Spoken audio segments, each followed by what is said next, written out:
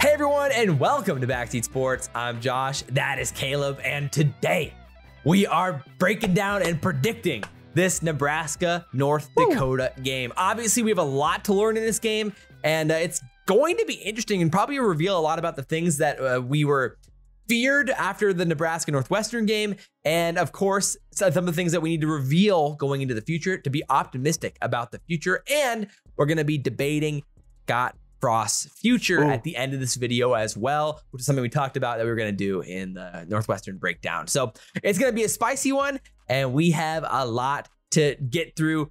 Caleb, how you doing? You know, Josh, I'm recovering still from the loss. It still hurts. We're a few days in, moving through. I've kind of accepted the fate of this point. But it's still not easy, still in pain, just getting over it. Day by day, you get less sad. You get better and better. Yeah, exactly.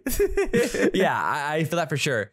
It is, it's tough out there for all Husker fans alike. So we'll see what happens. Obviously, this is an interesting game. And for the first, Nebraska especially, just get back on track. And there's a lot of different areas and aspects of this game that definitely provide for some questions. And we're going to learn a lot about this team either way, and depending how it goes. Interestingly enough, the over-under right now is 21.5 for the Vegas line. Nebraska obviously favored. But a surprisingly low over-under points total at 48.5. So a little bit under what I think most people probably would have expected. So that's like an expected score line of something around the lines of like 35 to 12 or 13 or 14, somewhere in there. So a little bit surprising overall. Yeah, no doubt. I just think that probably Vegas thinks that North Dakota is not going to be able to score a lot of points on us. Looking at the Northwestern game, giving up 500 yards to Northwestern, all things are on the table at this point. Fair. But obviously, this is an FCS school. Yeah, I mean, fun fact for you, this is the second all-time meeting between Nebraska and North Dakota. 1961, Nebraska won 33-0 in a shutout, which that would be fun to see. A shutout in a game like this. The year before Bob Devaney. There you go. It's going to be the 14th FCS team that Nebraska's played all time. Obviously, starting off kind of a home stretch here for Nebraska. First of 4 straight home games. And must-win games, to say the least, for Scott Frost in his tenure here. So, kicking off for North Dakota here, what are your thoughts on this team, and what could we expect to see from them, and what potentially could be some of the the road bumps here for Nebraska? Yeah, so North Dakota's head coach is Bubba Shigert. He is 69 and 61. This is his 12th year in the career. 47 and 40, 9th year at North Dakota. North Dakota is coming off a great season last year. They advanced to the FCS quarterfinals for the first time in program history, and they lost a very close game to South Dakota State in that quarterfinals. Obviously a tough draw, as South Dakota State is one of those perennial talents in the FCS. They have a lot of guys returning on the offensive side of the ball. Tommy Schuster is their quarterback. Last year threw for 2,493 yards, 13 touchdowns, 6 picks. And he's a 2-year starter, so he had a 65.5% completion rate, which was 9th nationally and the best in his conference, the Missouri Valley. And so he's definitely interesting. Their offense is looking solid. Yeah, I agree with you. I think overall, the offense at least is enough where it's like, okay, maybe we can learn a little bit something about this defense for Nebraska, and they have enough to put up a fight here for sure. Offensively, like you said, they have a handful of talented players returning, including a tight end, Adam Zalvani, 20 receptions last year, 303 yards and 4 touchdowns. I think the running game is probably the most interesting thing, and that's something that we need to, continue to learn more. And Nebraska needs those important defensive reps on the ground, and they've got a handful of talented players coming back there at running back. Otis Weah earned All-American in 2021. He looks like a very big bruising back. He averaged over 5 yards per carry last year. And it'll be fun to see. Again, we struggled incredibly against Northwestern last week, as you all saw, against the run. So getting to see a solid FCS running back will just be a good talent challenge and test. Yeah, I mean, paired with Otis Weah is also Luke Shockna, who's probably going to be their starter, and coming off a really solid year last year as well and dominate on the ground. So I think that duo there is pretty, obviously, not comparable to Northwestern, but in the sense of how they like to play, pretty comparable in that sense. And so it'll be interesting. I mean, obviously, we'll talk about what we want to see from Nebraska, but, we're hoping we can shut them down here. And then, at wide receiver, they also have a handful of guys who have made noise in their conference and in the FCS. Garrett Meg's a 3-year starter, and he had success last year. Only 21 receptions for 266 yards and 2 touchdowns, but he's a veteran there on the offense. And then freshman wide receiver Bo Belquist was selected as an FCS freshman All-American in 2021, and so he's shown some upside for them as well. At least there's some interesting pieces here relative to the FCS that could challenge us and be competitive. Yeah, again, I'll be excited to see. Obviously, this is their first game of the season, so there will be some moving parts, no doubt. We just found what we can from last season, and I'm excited to see what's going to happen again. Not as much film, which, Scott Frost has struggled with. It's tough when it's the first game of the year against an FCS opponent where it's like your best bet's to go back and look at last year, but they've had so many moving pieces, especially defensively. It's hard to get some good film on these guys. The only thing is that they do have returning coaching staff, like you said, a 9th-year head coach and an offensive coordinator who's been there for a long time as well, and a quarterback who's now going into his 3rd season as a starter. So they're going to have that system in place, and with a solid running game and a decent offensive line there in the FCS, it could be interesting, I think. And I'm looking forward to seeing that offense get to work against Nebraska. So on the defensive side, they run 3-4, and kind of the face of their defense right now is Devin Krasnowski, who he led the Hawks last year in the last 2 seasons in tackles. He's a 5th-year senior, so he really is the leader on that defense. He had all Missouri Valley Conference honors in the spring of 2021 and was an honorable mention throughout last season. And I think a lot rides on him kind of to be that leader for this defense, considering their other 3 starting linebackers left and are out of the program. So it's going to be an interesting situation for them replacing those guys.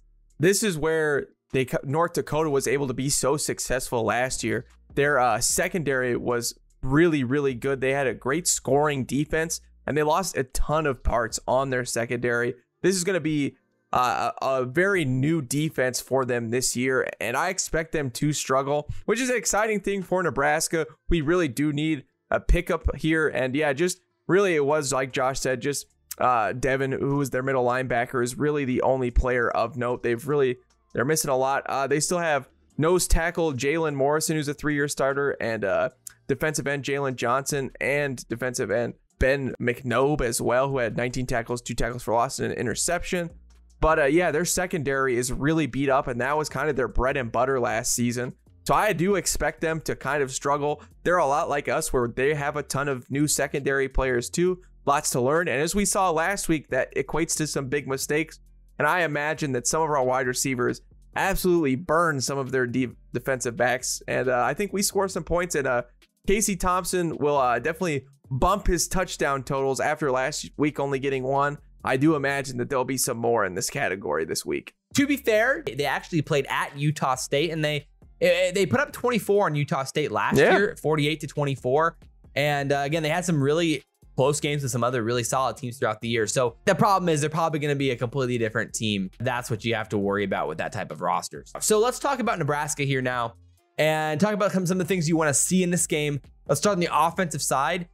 When it comes to having optimism heading into Georgia Southern and into Oklahoma, what are you hoping to see in this game specifically versus what we did not see, or the things that we didn't want to see and we ended up seeing in the Northwestern game? Casey, the one good thing that we did see from him is he threw for over 350 yards. I do expect definitely more of the same. Hopefully we do blow these guys out, though, where we are seeing some of the backups, whether that be Smothers or Purdy come in the game, would be very exciting for them. Both of them get some reps. Would be great, yeah. So I think for our offense to, put these guys away would be great, and our defense too. That's both sides. Again, give some of these younger guys some reps and looks. Again, what it does feel like, especially on the defense too, we're still figuring out things. Love to see more of the line, the front 7, get some more playing time, just so the coaches have some more film to figure out, who are those guys under the big lights. With the receiving core especially, I'm still interested to see how we utilize some of these guys like Alante Brown. I mean, the question is how creative. I mean, Frost talked about the creativity. I don't know if you want to necessarily pull it out in these games specifically. Yeah, probably not. I mean, at least not get too creative with it and show off too much before you're heading into Oklahoma. But hopefully Omar Manning's supposed to be healthy and back playing in this game. So I want to see what Casey Thompson can do with Omar Manning. 100%. That's really exciting. I can't wait to just see 4 wide with Trey Palmer, Alante Brown, IGC, and then Omar Manning. Yeah, if that ever happens. Yeah, so as long as Wyatt Leeward doesn't get put out there, or Oliver Martin. Which the depth chart did come out, and Oliver Martin was currently looking like the receiver right now above Omar, spot, which is just silly. We'll see. Silly. I mean, I don't know if it'll actually play out like that in the sanity, game. please don't be the case. Yeah. Yeah. I don't think it'll actually play out like that, but that is something to consider in this game. And when it comes to offensive things as well, Vokalek sounds like he's fine. Frost said he's day-to-day right now, and practice should be just fine moving forward. So the question will be is if we actually end up running him in this game or not, and if he just ends up taking kind of a back seat and playing slow. And a back seat, something we love around here. But you know, Vokalek, I think it's more likely we don't see too much of him in this game. Just kind of be cautious with them. Why risk injury? Yeah, I mean, if we're winning this game, there's no need for him to come in. Obviously, if we somehow in some universe, hopefully not this one, start to struggle against North Dakota, the Fighting Hawks, then yes, you can put him back in the field. But yeah, just for him to get healthy and rest another week, or heck, even another 2, would be just fine with us. Yeah. I mean, obviously the thing we all have circled is the offensive line in this game and establishing the run. Yes. Yeah, I mean, I think moving some pieces, this is a great chance and opportunity after seeing the film, seeing our strengths and weaknesses. This is a great game to mess around, see which parts fit where. Pass pro actually looked a lot better than last season, but our run blocking looked absolutely abysmal. So we definitely need to figure that out. We need to see a push against North Dakota. In the presser today, Frost emphasized that he's excited to get that core group more reps together as a unit. So I think they are pretty set right now on that starting 5.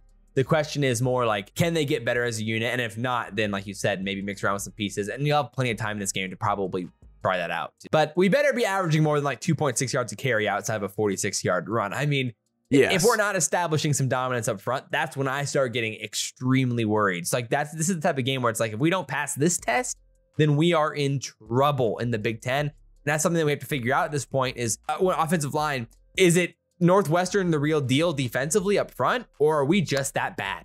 And like that's gonna be probably a big thing here over the next 2 weeks. At least give us some hope going into Oklahoma. Like, all right, maybe it was just either an off day against Northwestern, or maybe Northwestern's actually pretty good. And then, I guess moving to the defense, talking about offensive line, I think defensive line's the next place to talk about. Oh, yeah, no doubt. Here's the thing. North Dakota actually last year was really good in sacks allowed, 3rd nationally at 0.73 per game, and actually 1st in their Missouri Valley Conference. So they're actually a respectable FCS offensive line, which is great to see because our defensive line really, really struggled. And again, like Josh said with our offensive line, the same way with our defensive line. Is Northwestern the real deal? Was Skorensky and the rest of their guys actually going to be a super talented offensive line? Or did none of those guys make the jump? And this is really a time to know. We need to see some sacks, some pressures. Dominance. Yeah, we need to be just throwing them around, creating chaos in the backfield because, again, it was just a disappointment all around on that front. So it really needs to turn around this game. They need to come in motivated. You're hoping for 2, 3, 4, 5 sacks. We're looking for a day. Yeah, and even if it's just 2, but we have a ton of QB hurries, we just make their quarterback just so uncomfortable in the pocket. Just create chaos. Just look like we're getting a push. If we're losing a battle up front in a game like this, then we have some we have some real problems. Yeah, it's a huge red flag. Yeah, so we better go out there and absolutely dominate up front. I'm with you. So, I mean, I think all of us don't want to see a secondary that just plays a solid game with no blown coverages like we saw last game on the big touchdown pass. We talked about before the year with so many new guys in secondary, we assumed there'd probably be some mistakes early. So we're hoping to just continually see improvement. And overall, though, outside of that one bad play last week, I mean, the secondary was probably one of the highlights of the game. So we're just looking for a dominant performance there in the secondary as a whole. Yeah, I just hope for better communication on the linebackers' perspective, especially in the pass protection zone. I'm obviously on both run and pass. We'd like to see the linebackers play better. Again, Gifford got listed as the starter over Kolarevec today on the depth chart, which is very exciting. So yeah, just seeing him out there. Yeah, exactly. Finally, that's a great call. Just the eye test looks so much better. Yeah. Obviously, see less of Nick Henrich and more of Hausman or other guys. I mean, that's just too bad of a week to ignore. It would be great to see someone else playing. Yeah, the problem is as a captain, it's hard to see them pivoting. I hope they do, but we saw Hausman for one drive last game, And so maybe we can see him more this game. I mean, at the least, if we're blowing him out, then we're definitely going to see more of those guys. And hopefully we can see like a Hossman or a Tivamaga Clement or, a Garrett Snodgrass or like, I mean, geez, I just at least want to see Blaze Gunnarsson or Jamari Butler, even though they're outside linebackers, let them audition. Because I mean, at this point, geez, I just want to see who else is even out there for us. I mean, Hendricks just had as bad as a game as you could possibly have had last week. It feels a lot like the Colin Miller senior year where he becomes a captain, but he was also just so bad at football. So what, again, they could be super nice guys, great in the locker room, but again, you still have the performance on the field matters. It's again, that's essentially all that matters. That's why you play the game, is to win the football games. And I get all the rest, and it's still important. Yes, exactly. We played close, man. Yeah, we played to win, not almost win the game. I want to see speed, burst, and ability to cover both sides of the field in the flats. And like you said, that are these layered out routes going to just destroy us again against a team like North Dakota?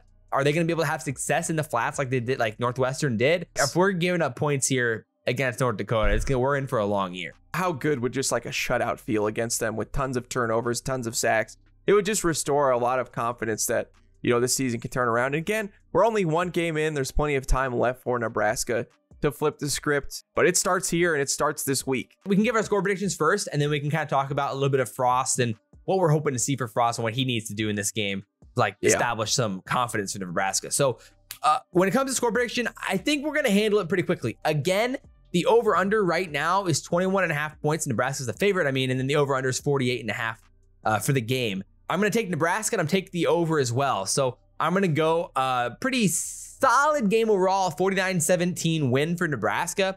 And I think overall, you'd be pretty happy with that if you're a Husker fan. I mean, it'd be great to get into the 50s or at least, hold them under 10. But a 49-17 win would be comfortable, and it would be a fun time to watch for sure. At first, when I predicted as a score, I put 41-20. But I think I've talked myself into Nebraska scoring even more points. Okay. I want to take this time to say, after seeing what I saw from Casey Thompson, I'm hitting the buy button on him. He is very, very talented, and I trust our wide receiver core. And I expect him to fix the mistakes from last game, to establish even more of a connection. And I really don't think he plays that long, but guess what? I think he has 5 touchdowns, and I think it's 400 yards. I'm going with 400? I think he scores 35 and a half. Oh my word, where's Joe Gans? I think he gets to 42, but then I think we actually get to 63 points. I think it's a 63-20 Where did this come from? I know. I boosted it. I don't know. I'm buying Casey Thompson. Again, the narrative is that he should have all day to throw in this game. I mean, realistically, we saw how talented our receiving core already was against what apparently is a better than advertised Northwestern defense. And the one thing about Northwestern was that defensively, they had a decent pair of corners. And I think we should just go 5 wide and just sling it. Their secondary is the weakness. Just make them go to quarters coverage and just hurt them. Yeah. I'm excited for it. I think this will be a fun game for Nebraska fans. Again, at first I didn't think so, but some 5 wide, I want to see Ramir Johnson out there. I just don't understand why we didn't try that at all. And this is something that we talked about a little bit last week. The receiving depth on this team, and with Ramir Johnson, if you throw him out there, it gives you so much flexibility to potentially bring him in motion, bring him back into the backfield, audible plays, flexibility. Good. I'm down for more. Do some of that type of stuff. You can run him on jet sweeps easily in a 5 wide set. I just don't know why we couldn't use some more of that creativity with a guy like Ramir, who could go all over the place, play in the slot, be a running back, catch in the backfield. He's just a nice weapon. And Frost said in the press conferences, we want to see him used more. And I think that's a really reasonable, an effective way to use him. And this is a perfect game to test out some of that here too. So I'd like to see it. I think there's a world we could absolutely blow him out of the water, like you said. The question is just defensively, and then whether or not we bring in the second or third string in the third quarter. I still think they score at least 20 points. Yeah, I'm gonna go 63-20. Oh, I think it's gonna be a barn burner. We played Fordham last year, another FCS team, beat them 52-7. So I think that's probably the argument is we think our offense is slightly better this year. And we have so much to prove after that loss that I think that we're just last year. We always have we've under Scott Frost, we've had a lot to prove, seeing as how we've only beat 1 over 500 team with Scott Frost. But I think we put it on this game. Okay. So, I mean, with Frost, obviously at this point, losing Northwestern, and we didn't really have another place to talk about this, he's on the hot seat, obviously. So, like, I mean, it's more than hot. I mean, it's steaming hot. What are your thoughts on Frost? Like, what has to happen? Obviously, his contract, his buyout gets cut in half on October 1st, which we play Indiana that day. So the question is, can he string himself along here, get some wins strung together, and then give himself a chance? Does beating Oklahoma guarantee himself another year? I don't think it definitely doesn't guarantee himself another year, but I think it guarantees him the season. Personally, where I am at is October 1st can't come fast enough, and we should just fire him the day that happens. You think, Trev, October 2nd, you're gone, even if we beat Indiana? I feel that way. I think he'd wait for a loss. So I think if we beat Indiana, then he waits to see what happens against Rutgers. Just why? I mean, we've already seen this movie. So like Scott Frost has said himself, we've seen this movie before. We've seen it. This is our 5th season. We've already seen it again. And like, I just want to see this. I want to see this team unencumbered by Scott Frost. I know, sure, it's harsh or whatever, but I mean, I would say you have to wait till after a loss, because like, what if you win? What if you beat Indiana? Then what if you beat Rutgers? Then what if you beat Purdue? Then what if you beat Illinois? Then what if you beat Minnesota? Like, you have to wait for a loss. I just feel like it'd be best for the team. It'd be best for the players to instead have this pressure of play till we lose and Scott Frost gets fired and all this, just to rip the Band-Aid off October 1st. I just think that'd be healthier for the team and for everyone else involved than to have Scott Frost linger. That's just my personal opinion. You can't fire him until there's almost a 0 probability that we win 7 games, which would require another loss against Indiana, Rutgers, Purdue, or Illinois. Scott Frost has been on borrowed time since the end of last season, and he probably shouldn't have been here. Well, based off how Trev Alberts dealt with Frost and having the restructure and all of those things, like, it seems like if Frost had this level of buyout a year ago, he would have been fired. 100%. Personally think it's healthiest for the team's psyche to get rid of him. Yeah, but a lot of these guys came here to be with Frost. Like, they transferred here with the idea that Frost would be here. So it's like, I don't know if it's necessarily better for the team to fire him mid-season, especially after a win. It's just tough either way, I guess. So let's reel it in here. What's your most realistic prediction for Frost's future? He gets fired after the Rutgers game. I think we lose to Rutgers. I don't think Indiana. If we lost to Indiana, that just. I mean, that would seal the deal. Yeah. Yeah. I think you're right. Whoever we lose to next, though, unless like say we do make a solid run where we beat like everybody to Minnesota, where we have which isn't impossible, but I think it's more. No, definitely. What if you beat Indiana, Rutgers, and then you lose to Purdue, who's maybe a top 25 team? I mean, at the time, if Purdue's like won a bunch of games and everything's okay, like it's okay I guess. Okay. Then you let them survive, and you have to beat Illinois at that point, and then you ride it out. Yeah. Okay. Yeah. Here's the thing: if we lose to Illinois, that means Scott Frost has a losing record to every team in the Big Ten West. That is tough. It is a struggle out there for Nebraska, but again, this week should be a good time. So drop all your comments down below about your predictions for this weekend, your thoughts, the things that you need to see this weekend, things you want to see this weekend in the game, and then of course give us your thoughts on the potential future for Scott Frost. And what's best for the team? What's best for the team? What's best for the program? What's best for the season and the future? All of the above. We'd love to see your thoughts down below. Yes. But as always, guys, I'm Josh. That's Caleb. This is Backseat Sports, and we will see you next time. Go Big Red.